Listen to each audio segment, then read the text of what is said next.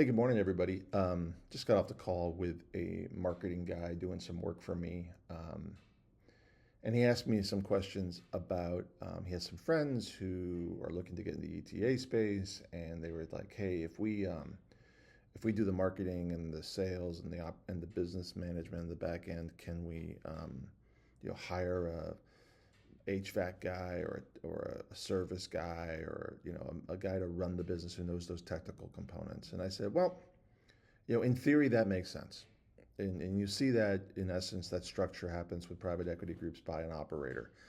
I said, but how much money are you having, and is your plan to grow from scratch, and then how much money you're going to have to pour into that person? Um, how old is that person? What is their agenda? How do you get them to be sticky? Um, those are it's not the math, and it's not even the idea. It's the personalities and the people that make that work.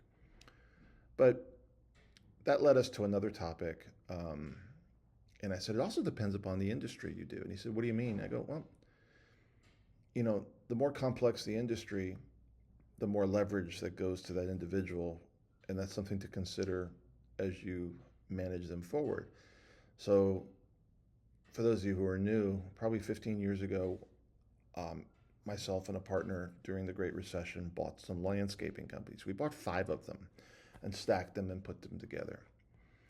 And we would have, and the theory was that we would only buy the service businesses. Now, the service businesses had good margins, 25, 30%, but great margins were in landscaping.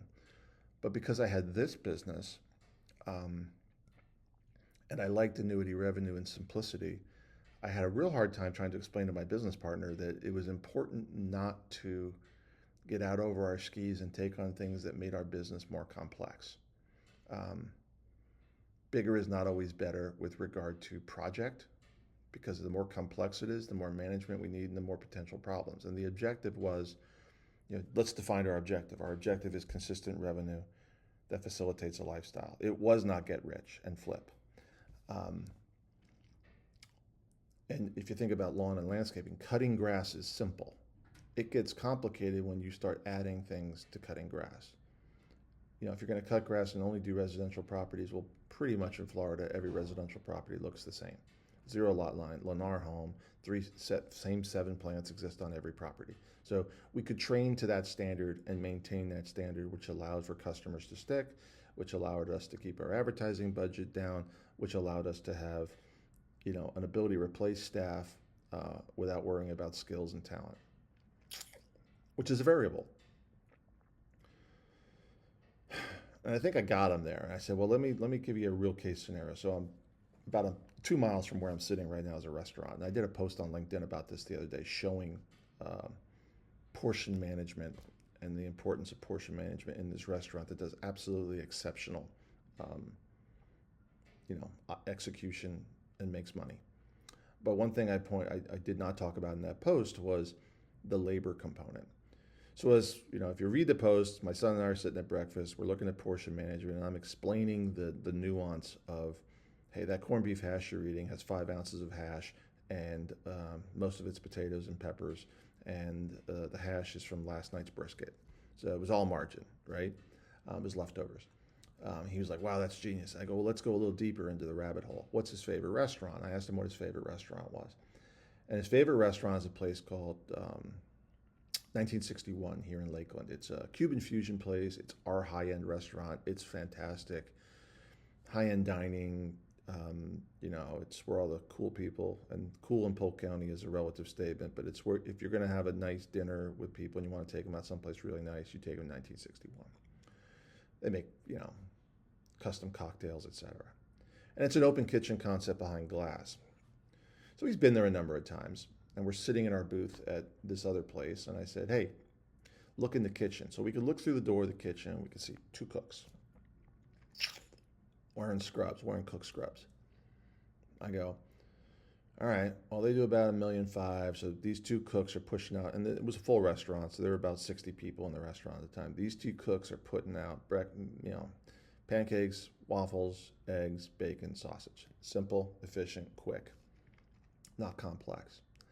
I said, now look at look at 1961 in your mind. He goes, yeah. I said, you see the kitchen? He goes, yeah. I said, how many cooks in the kitchen? He's like, you can see the light go off. Well, Dad, there's at least 10. Now he's counting prep, cleanup, line cooks, chef. But he's right.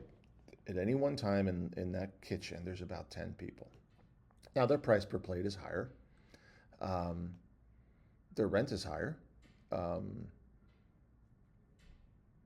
Their mix is a little bit, I mean, when you drill into the mix on the plate, a lot of pork, which is cheap. A lot of starches, rice, right? Because it's Latin flair. Plantains, which are pretty cheap. But there's steak and there's seafood, which is expensive, and the rent. So, rent, revenue, cost of goods, labor. They proportionally at that restaurant have to do dramatically more revenue than the breakfast lunch guy down the street with lower overhead. The guy down the street has the same overhead, but he doesn't have chefs. He's got cooks that he got out of the county jail system. Because in the county jail system, there's only two things you learn how to do. You learn how to cut grass, or you learn how to work in a restaurant, particularly in the culinary in the kitchen. And when you think about the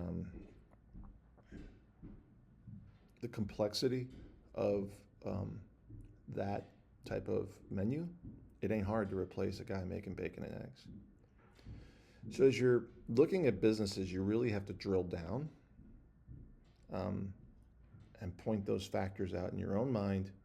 And if you're in my shoes, as a broker, you have to point that out to buyers and sellers, why those are factors. Keeping things simple allows for scalability. Think about it. If there's a COVID issue and there's only 5 trained chefs in the entire county, and one gets sick, and you put out the same production? No. But if you're in a kitchen with 2 cooks and it's bacon and eggs, I could hop behind a griddle and make bacon and eggs and get the job done. That mitigates risk. That allows for continuity of service. Of course, you have to focus on consistency and plan for contingencies and all the rest, but those are factors that oftentimes get overlooked in every acquisition. Have a good one.